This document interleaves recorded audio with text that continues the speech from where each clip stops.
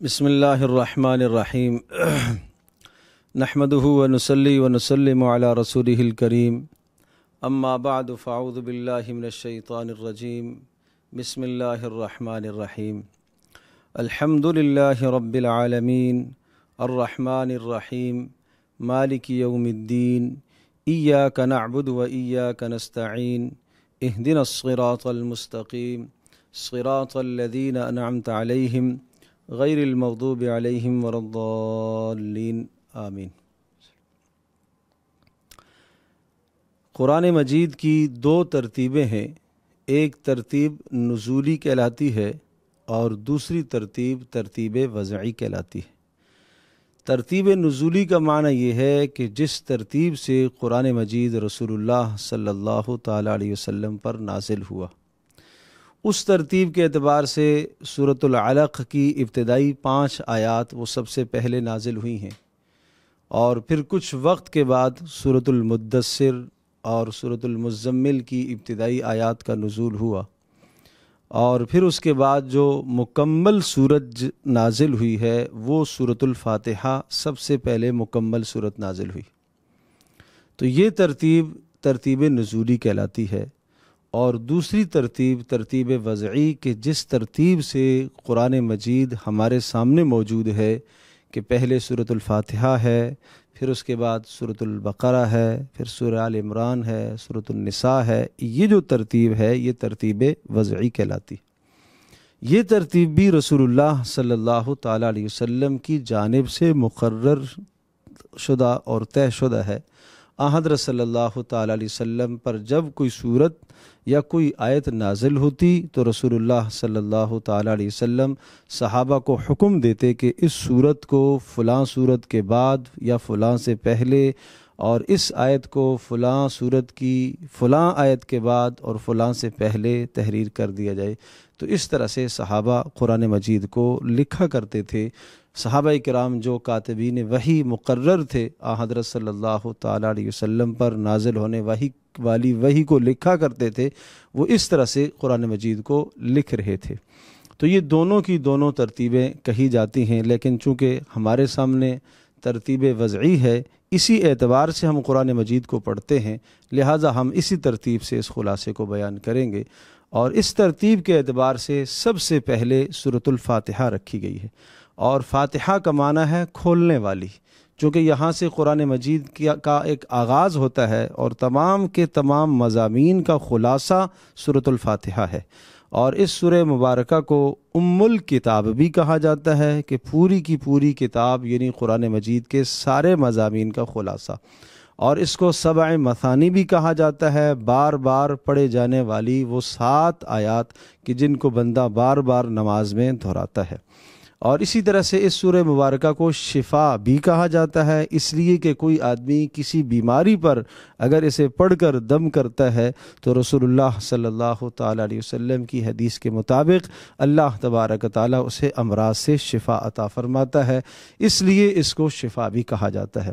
سورۃ الفاتحہ کے آغاز میں اللہ کی حمد و ثنا کا بیان ہے۔ الحمدللہ رب العالمین، ساری تعریفیں اس اللہ کے لیے جو سارے جہانوں کا پالنے والا ہے۔ اللہ کے لیے تعریف کو ثابت کیا گیا، اور اللہ پاک کی 4 صفات یہاں پر بیان ہیں۔ نمبر 1 رب العالمین، جو سارے جہانوں کا پالنے والا ہے۔ نمبر 2 بڑا مہربان، کہ جس کی مہربانی مسلمانوں کو بھی پہنچ رہی ہے اور کافروں کو بھی جس کی رحمت پہنچ رہی ہے۔ اور الرحیم، آخرت میں اہل ایمان پر اپنا خاص فضل فرمانے والا، مہربانی فرمانے والا۔ مالک یوم الدین، جب یہ 3 صفات گزر گئیں پہلے کہ رب ہے، سب کی تربیت کرنے والا ہے، تو رب جو تربیت کیا کرتا ہے وہ بڑا محسن ہوتا ہے، احسان کرتا ہے۔ پھر الرحمن، بڑا مہربان ہے، رحیم، نہایت رحم والا ہے۔ فوری ذہن میں خیال آیا کہ اچھا اللہ تو بہت بڑا مہربان ہے،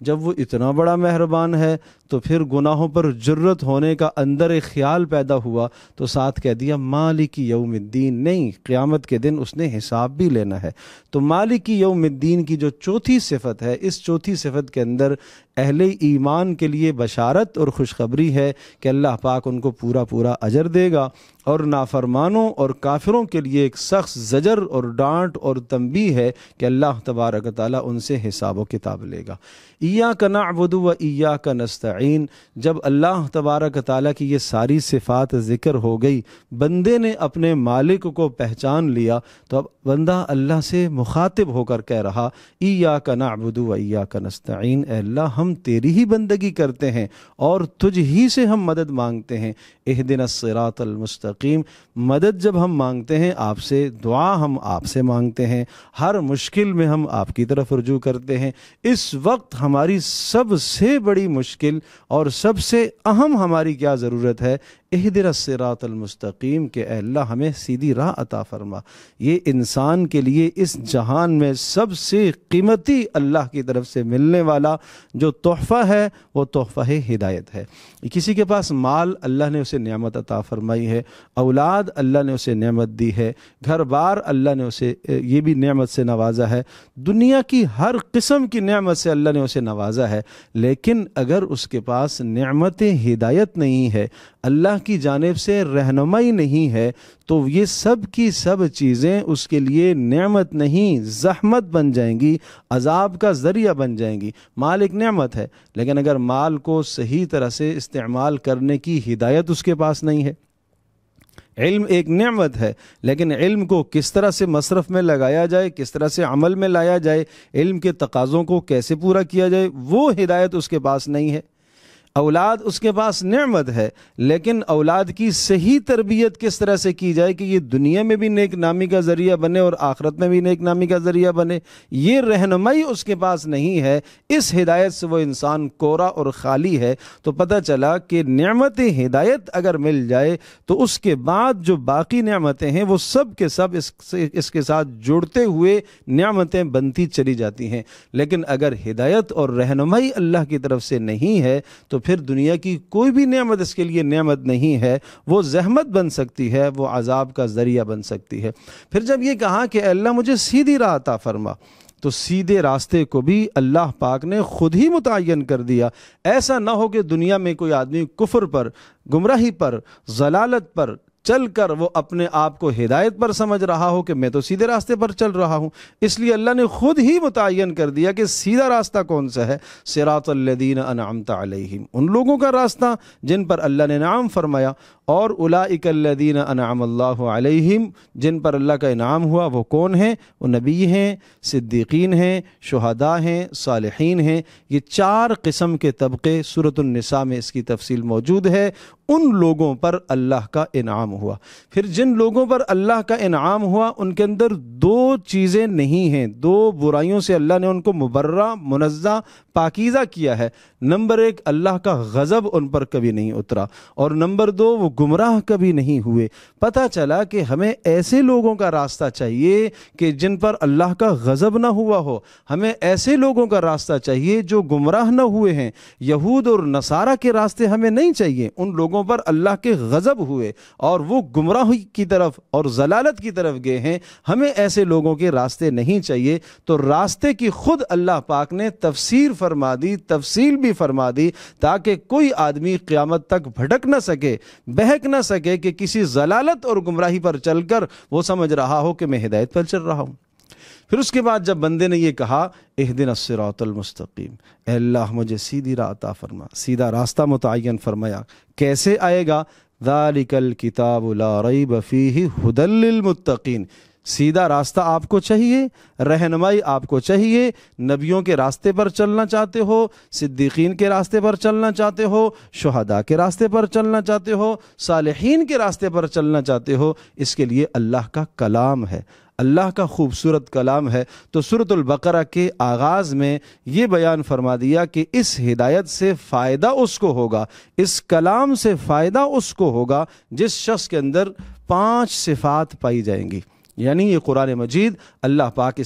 اس کو لوگوں کی ہدایت اور رہنمائی کے لیے نازل فرما رہا ہے، اور اس سے فائدہ وہی لوگ حاصل کریں گے جن میں 5 خوبیاں ہوں گی۔ نمبر 1، یؤمنون بالغیب، غیب پر ایمان رکھتے ہو، بن دیکھے اللہ کو ماننا، آخرت کو ماننا، ملائکہ کو ماننا، آسمانی کتابوں پر ایمان رکھنا، رسولوں پر ایمان رکھنا۔ نمبر 2 وَيُقِيمُونَ الصَّلَاةَ، نماز وہ اہم فریضہ ہے جس کی وجہ سے انسان اس دنیا کے اندر گناہوں سے، نافرمانیوں سے بچ سکتا ہے۔ نمبر 3 وَمِمَّا رَزَقْنَاهُمْ يُنْفِقُونَ، اللہ نے مال دیا، عزت دی، مرتبہ دیا، مقام دیا، جو چیز اللہ کی دی ہوئی نعمت ہے اس کو اللہ تبارک تعالیٰ کی نعمت کو اللہ کے راستے میں استعمال کرنا۔ والذین یؤمنون بما انزل الیک، گزشتہ کتابوں پر بھی ایمان رکھنا، انبیاء کو بھی ماننا، وما انزل من قبلک وبالآخرۃ هم یوقنون، اور قیامت پر بھی یقین ہو۔ یہ 5 صفات جس شخص کے اندر پائی جائیں گی، اولئک علی ھدی من ربہم واولئک هم المفلحون، یہی کامیاب ہیں اور یہی ہدایت یافتہ ہے۔ اور سورۃ البقرہ کے اندر اللہ تبارک تعالیٰ نے احکامات بھی نازل فرمائے ہیں۔ اس کے 2 حصے ہیں۔ پہلے حصے کے اندر جو ہے وہ اللہ تبارک تعالیٰ نے انسان کی انفرادی زندگی سے متعلق احکامات کو ذکر فرمایا ہے، اور دوسرے حصے کے اندر عمومی زندگی، جو انسان ماحول اور معاشرے میں کس طرح سے زندگی گزارتا ہے، دوسروں کے ساتھ اس کا رہن سہن کیسا ہے، وہ احکام اللہ پاک نے دوسرے حصے میں ذکر فرمائے۔ ظاہر سی بات ہے کہ جب کوئی بھی پیغام، کوئی بھی نبی نیا کلام لے کے آتا ہے، پیغام لے کے آتا ہے، تو کچھ لوگ نبی کی بات کو مانتے ہیں، کچھ ٹھکرا دیتے ہیں۔ ماننے والوں کی 5 صفات بیان ہوئیں۔ اب آگے بیان ان لوگوں کا ہے جو نبی کی بات کی تکذیب کرتے ہیں، ٹھکراتے ہیں، اور وہ بھی 2 قسم کے لوگ ہیں۔ ایک وہ لوگ ہیں جو کھلم کھلا نبی کی بات کی مخالفت کرتے ہیں، ان کو کافر کہا گیا، 2 آیات میں ان کا بیان ہے۔ دوسرے قسم کے وہ لوگ ہیں جو نبی کی مخالفت تو کرتے ہیں لیکن چھپ کر مخالفت کرتے ہیں، ظاہر میں ایمان کو ظاہر کرتے ہیں، جن کو منافقین کہا گیا۔ اور ان منافقوں کی یہاں پر 5 عادات کو ذکر فرمایا کہ وہ تو اہل ایمان کے ساتھ دھوکے کرتے ہیں۔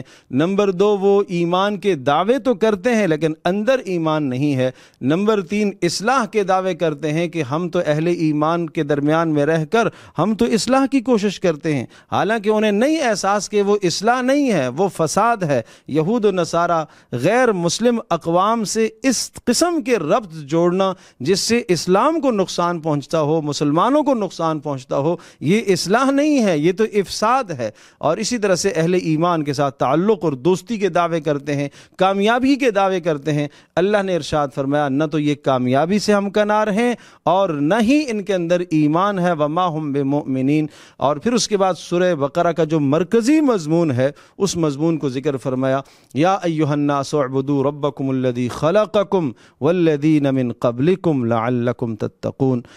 کہ اے انسانوں، سب کو، مسلمانوں کو بھی، کافروں کو بھی، منافقوں کو بھی، سب کو خطاب کر کے یہ ارشاد فرمایا کہ تمہیں اس لیے اللہ نے بنایا ہے، پیدا کیا ہے تاکہ تم اللہ کی بندگی کرو۔ اور اسی بندگی کو سمجھانے کے لیے حضرت آدم علیہ السلام کا قصہ سنایا اور شیطان ابلیس کا قصہ سنایا کہ ازل سے یہ دشمن ہے شیطان تمہارا، اور یہ اس بندگی میں خلاف ورزی یہ بندگی کرنے میں تمہارے لیے رکاوٹیں بنتا رہے گا اور یہ رکاوٹیں کھڑی کرتا رہے گا۔ تمہیں اس سے اپنے آپ کو ہوشیار کرنا ہے اور اس کے مکر اور فریب سے اپنے آپ کو بچانا ہے۔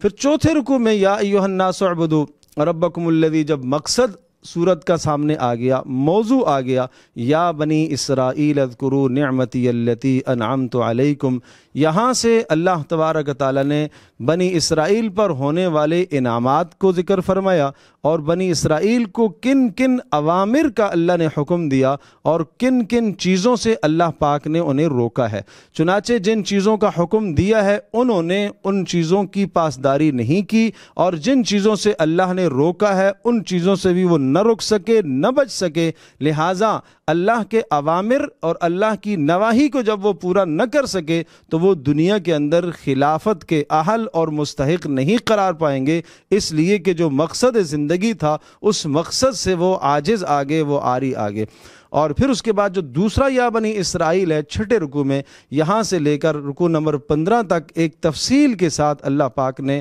بنی اسرائیل کے اندر ہونے والی بے اعتدالیوں کو ذکر فرمایا۔ یہاں 31 ان کی بے اعتدالیاں اور ان کی اخلاقی بیماریاں اور اخلاقی جرائم کو اللہ پاک نے ذکر فرمایا۔ مثال کے طور پر ایک تو انبیاء کو قتل کرنا، حق کو جھٹلانا، مکر و فریب اور دھوکے کرنا، اور سحر اور جادو جادو ٹونے کرنا اور حق بات کے اندر حق بات کو قبول کرنے میں حیل اور حجت سے کام لینا، اس قسم کی بے اعتدالیاں اور اس قسم کی اخلاقی جرائم کو بیان فرمایا کہ ان اخلاقی جرائم اور بیماریوں کی وجہ سے اللہ نے ان پر دنیا میں بھی ذلت کو مسلط کیا، اور 10 عذابوں کا تذکرہ ہے، اللہ نے 10 عذابات ان پر نازل فرمائے، اور ساتھ ساتھ اللہ پاک کے ان انعامات کا بھی تذکرہ ہے۔ 10 انعام اللہ پاک کے یہاں مذکور ہیں جو بنی اسرائیل پر حضرت موسیٰ علیہ السلام کے زمانے میں اور موسیٰ علیہ السلام کے زمانے کے بعد اللہ پاک نے ان پر جو انعامات برسائے اور انعامات کی بارش کی، اور ہر طرح کے انعامات سے اللہ پاک نے ان کو نوازا، لیکن اس کے باوجود بھی ان کی زندگی میں وہی بے اعتدالی رہی، اپنے پروردگار سے دور اور بلا وجہ کے دعوے کرنا، نحن ابناء اللہ واحبہ، ہم اللہ کے مقرب ہیں، عمل کچھ نہ ہو اور دعوے ہوں کہ ہمیں اللہ معاف کر دے گا۔ امت مسلمہ کو یہ تنبیہ کی گئی ہے اور یہ سمجھایا گیا ہے کہ اس قسم کی بے اعتدالیوں سے آپ نے اپنے آپ کو بچانا ہے، ورنہ وہ عذابات جو ان لوگوں پر نازل ہوئے تمہارے پر بھی نازل ہو سکتے ہیں۔ اور اللہ تبارک تعالیٰ کے انعامات قابل شکر ہوا کرتے ہیں، اگر اللہ کے انعامات کی ناشکری کرو گے تو اللہ پاک کی طرف سے سخت پکڑ آ سکتی ہے، سخت نتیجہ، اس پکڑ کا نتیجہ بڑا بدترین اور بڑا سخت ہو سکتا ہے۔ اور پھر وَمَن يَرْغَبُ عَن مِّلَّةِ إِبْرَاهِيمَ إِلَّا مَن سَفِهَ نَفْسَهُ سے پہلا ایک رکوع یا بنی اسرائیل اذکروا نعمتی التی انعمت علیکم، گویا کہ 3 مرتبہ یہ لفظ آیا یہاں پر یا بنی اسرائیل۔ پہلے یا بنی اسرائیل میں وہ اوامر اور نواہی کا بیان ہے جو یہود کو دیے گئے تھے، اور یہود نے ان اوامر اور نواہی کو یعنی اللہ کے حکموں کو اور جن چیزوں سے اللہ نے روکا انہوں نے پورا نہیں کیا۔ دوسرا یا بنی اسرائیل اور تیسرا یا بنی اسرائیل، ان دونوں کے بیچ میں عرض کیا 31 ان کی بے اعتدالیوں کا تذکرہ ہے اور 10 عذابات کا تذکرہ ہے اور 10 انعامات کا تذکرہ ہے۔ اور اس کے بعد پھر یہ جو یا بنی اسرائیل ہے، اس رکوع کے اندر گویا کہ 15ویں رکوع میں اللہ تبارک تعالیٰ نے ملت ابراہیمی کی حقیقت سمجھائی، چونکہ یہ اپنے آپ کو ملت ابراہیمی کی طرف منسوب کرتے تھے تو سمجھایا نہیں، ملت ابراہیمی پر محمد صلی اللہ تعالیٰ علیہ وسلم اور ان کے ماننے والے ہی قائم ہیں، اور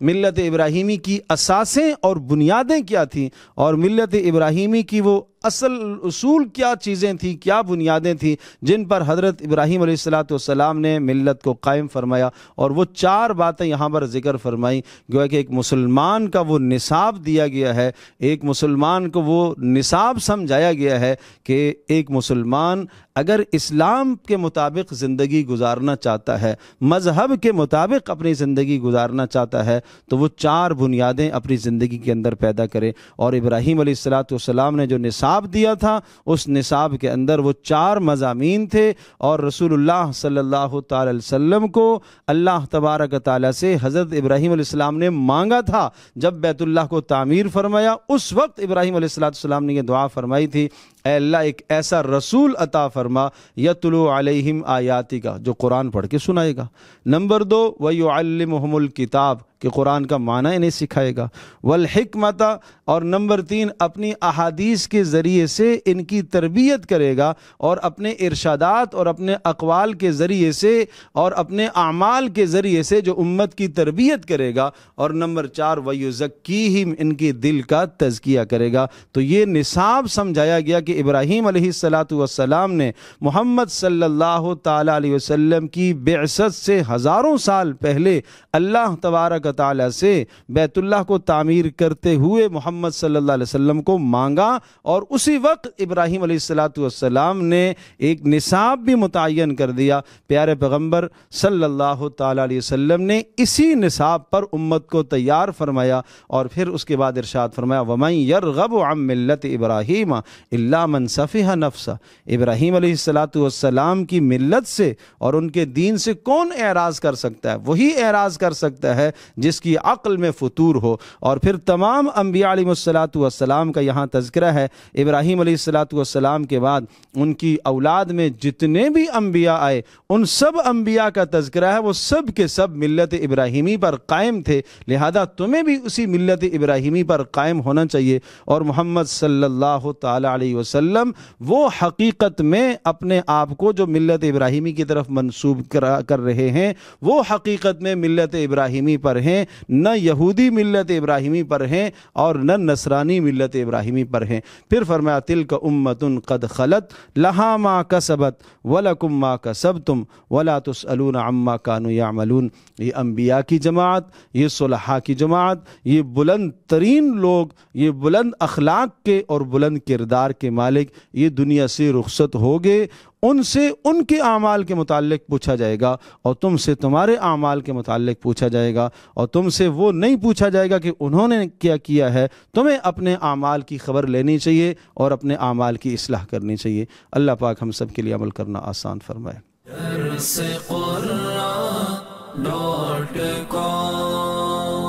www.darsequran.com